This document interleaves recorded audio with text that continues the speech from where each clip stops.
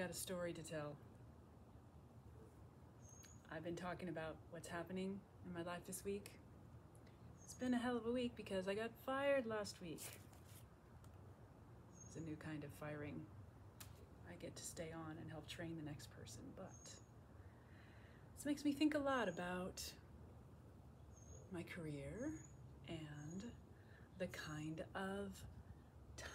of jobs I've had and the kind of life I've led. I have been fired a lot. I count it. I have had 10 different times I've been fired. I also counted how many jobs I've had. I've had 40, starting with my first babysitting job. But since I've been fired so often, I've actually been contemplating writing a book about the many firings. But I want to tell you a story. I want to have you hear about the first time I was fired. I was 17 years old when I graduated from high school, and I was so ready to be a big grown-up adult. I was so ready. I'm like, okay, I need a job.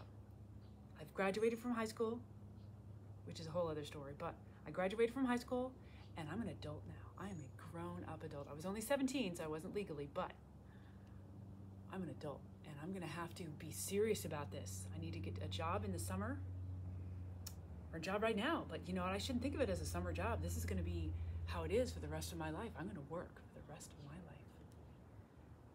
And I felt very serious about it.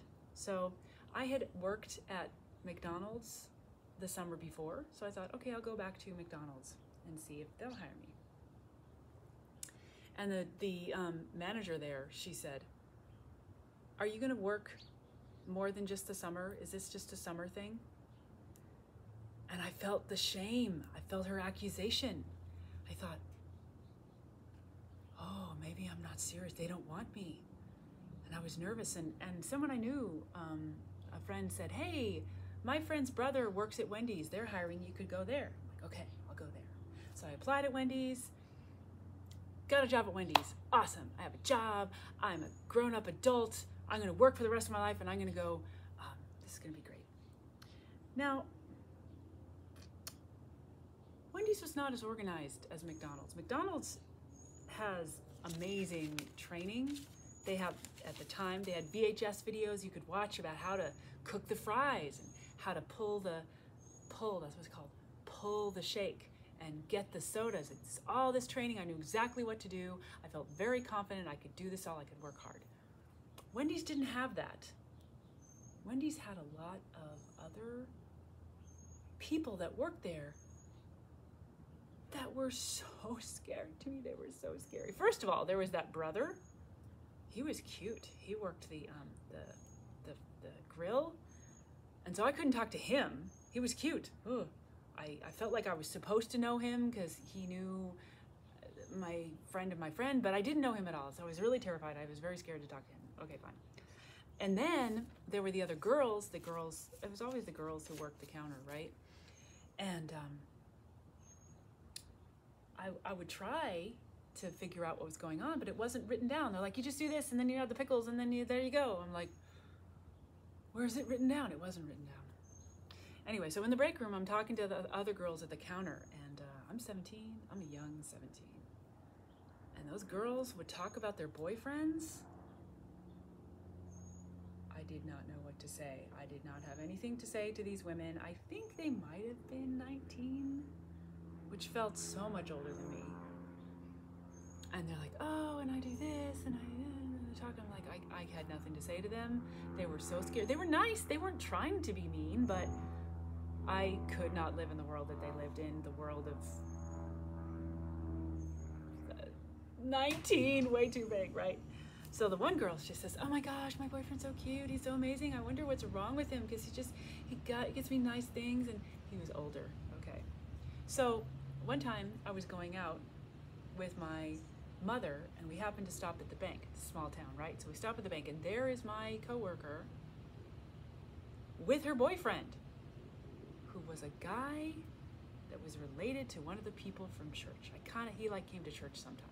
And I'm like, oh my God, she's with that guy. Now, it wasn't just that she was with that guy, because that was freaky, that she was with this guy who was like way older, but she was with him at the bank, and she was wearing a fur coat and high heels at the bank. They were sitting like in the area, and I was like, she looked, what was happening? She was like, she's wearing a fur coat with this guy who I already knew more about their relationship than I wanted to know, but I'm like, is this what life is like? Is she some kind of hooker? I don't know. So I was so terrified of what was going on. Now, okay, I couldn't learn anything, but I knew enough to clean the lobby. I could run the cash register, no problem.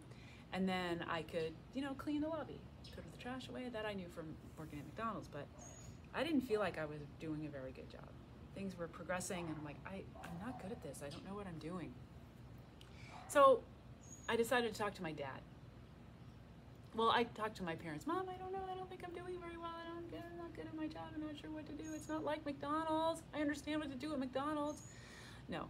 So I talked to my mom. Mom says, oh, you should talk to your father. So I went and I found my dad. Dad, things aren't working out very well. I don't feel like I'm doing a good job, but I don't know what to do. I'm not sure. And he says, yeah, let me tell you about my job. Work can be terrible.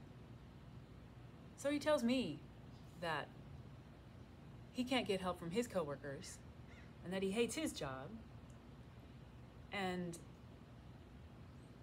it's fine for me because I don't have to support the family, but he has to work. Okay. All right. So now I got a lot of things to think about.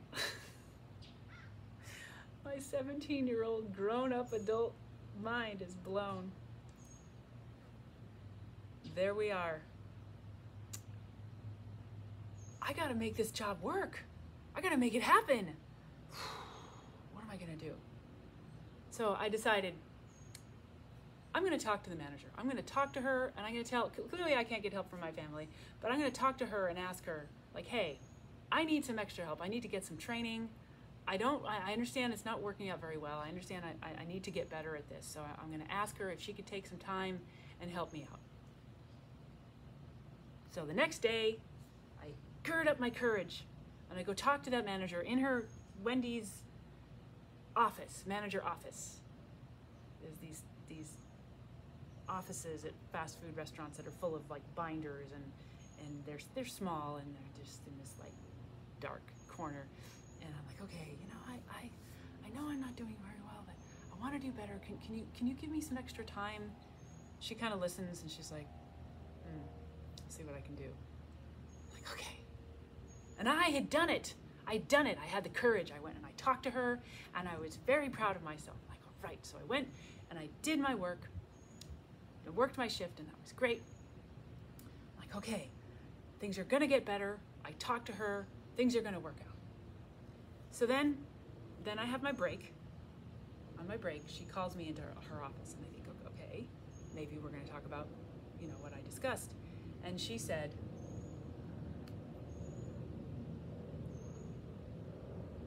that I was fired. This is the first time I'd been fired. I didn't handle it as well as I can now, but I didn't burst into tears there.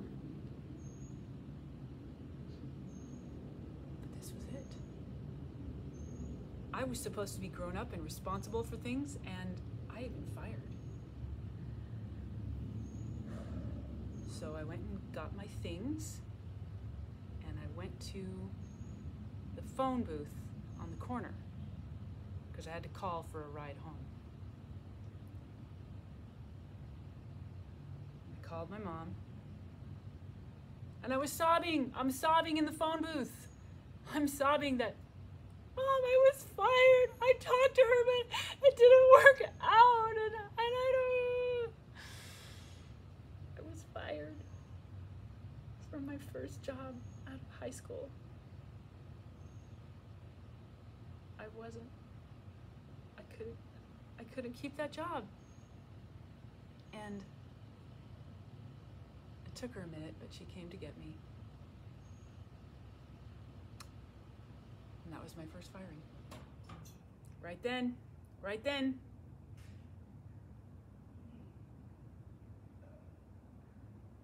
Turns out, it wasn't that hard to get my next job. That was a better job. It was at one of those kiosks in the middle of the mall, selling jewelry actually. But that's the story. That's the story of my first firing